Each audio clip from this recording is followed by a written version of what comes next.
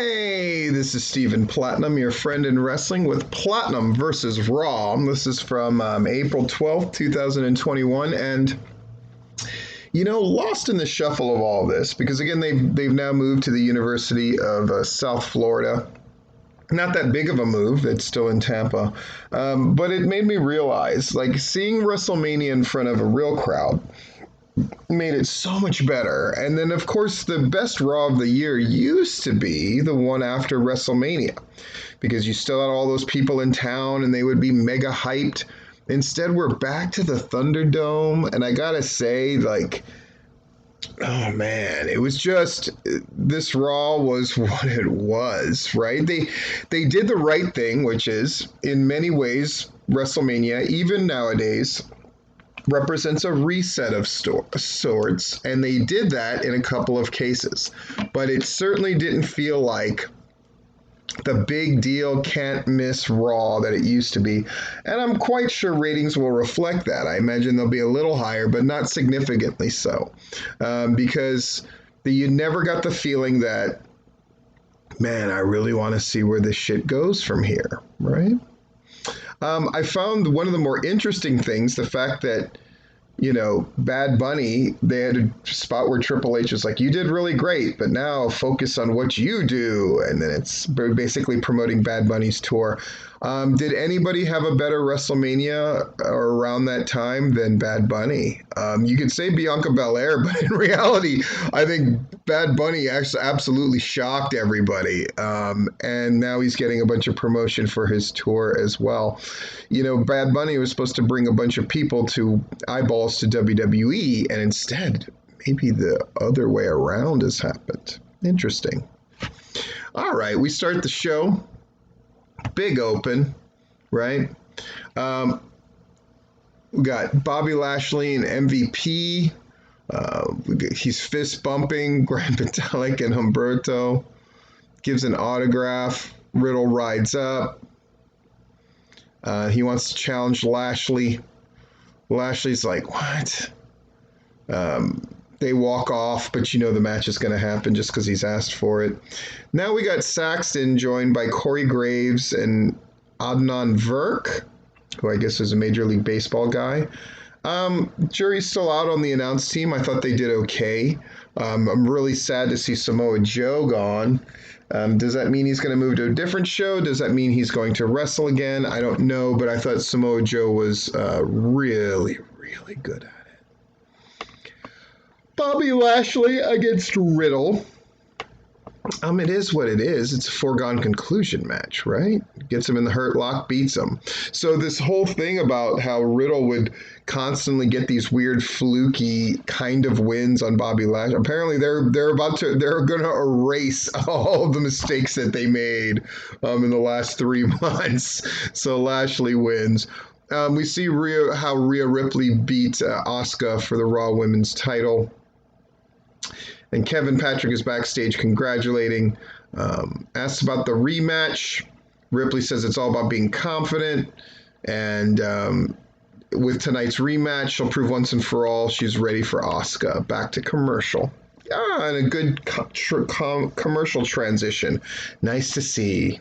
We've already had a match. We've had a couple promos. We've set stuff up. Shelton Benjamin and Cedric Alexander versus Viking Raiders. I said, oh, here come the Viking Raiders. And I write down in my notes, my God, they're going to make Shelton Benjamin and Cedric Alexander lose, aren't they? Question mark. And the answer is, of course, I'm right. They do. Viking Raiders win. And your former tag champs are now officially buried deep, deep, deep underground. And it's sad. But I get they feel the need to promote the Viking Raiders. Color me not excited. Watching the Viking Raiders and the Street Profits like vignettes was one of the low points of last year.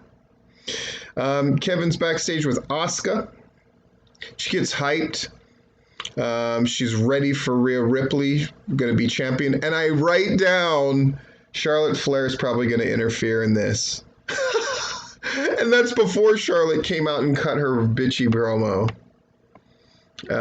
She says, I'm great. Cool. Got it. Flair cuts it. The promo is very, very long. It's very, very long. We got Asuka against Rhea Ripley. It's a good match again, and then Charlotte interferes and knocks them both, and no contest, and she yells at them. Boy. Miz and Morrison are backstage. They got Maurice is there. They're going to be on Miz TV. Great. Alexa's Playground. Back to commercial. Then we got Nia Jax and Shayna Baszler. They're watching replays of Mandy Rose slipping, which I think is actually kind of a funny moment. And then, Mandy Rose comes up and Dana Brooke, and then they beat on Jax a little bit, and Jax is pissed. Okay, we're setting up. I get we're using one half of the show to promote the other half of the show. It's just a Raw thing, and especially after WrestleMania, I'll give it a little bit of a pass, but it's not great television. Alexa Bliss swinging on a swing is pretty good, and I don't think it's a coincidence they make sure she's looking boob-tastic. I mean, I might get in trouble for saying that, but it is what it is. It's a decision that they made clearly to emphasize Alexa Bliss's boobs. It's very strange. The promo is what it is. It's creepy stuff. And then look at me, I got Lily the puppet on another swing, and I turned on the Fiend. I guess that's what we're going with. Seems dumb, but okay. Miz and Maurice is there, John Morrison. We go to commercial. Okay. Back from the break, we got Miz TV. He sort of brushes off his loss to Bad Bunny, talks about the Mr. and Miz show, all this kind of stuff. He takes credit for making Bad Bunny a superstar. Priest calls them idiots. And he's fine with a handicap match. Why would he be? God, baby faces are dumb. Miz and Morrison against Damian Priest in a handicap match. At the end, they need everybody, including Maurice, to win, but they do win. Okay. Miz stumbles around and loses his pants, showing his underwear. Boy, that's a Stephen Platinum move from back in the day, I gotta say. I actually chuckled at that because I used to do that bit all the time. Kevin Patrick's backstage with Nia Jax and Shayna Baszler. And Jax asks if the replay was necessary. This is all about who's embarrassing who. I got it. Cool. Makes sense to me. Nia Jax, Shayna Baszler against Mandy Rose and Dana Brooke. Boy, they beat the fuck out of fucking Dana Brooke. Oh my God. Especially, they look very dominant here. At the end of the day, Rose says it's not worth it, and they just basically leave and take the count out. It really made Nia Jax and Shayna Baszler look dominant and strong, which is great stuff. It's really good. People were saying, oh, Nia and Shayna should have lost to Tamina, and fuck no.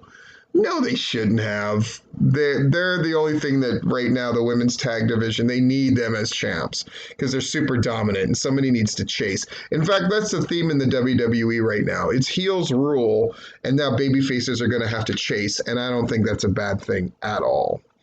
I don't think it's a bad thing at all. We see shots from Drew McIntyre and Bobby Lashley, and then Lashley's going to give his almighty address. Back from the break, we look how mainstream media cover the fans being back. So more positive press, and they're emphasizing it. I think that's smart. MVP's out there with a mic.